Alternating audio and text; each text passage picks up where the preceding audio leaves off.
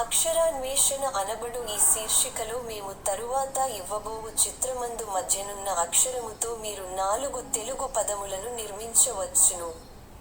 అందులకు కావలసిన ఆధారములు చిత్రమునకు ఇరువైపులా తెలుగు మరియు ఇంగ్లీష్ భాషలలో ఇవ్వబడియున్నవి.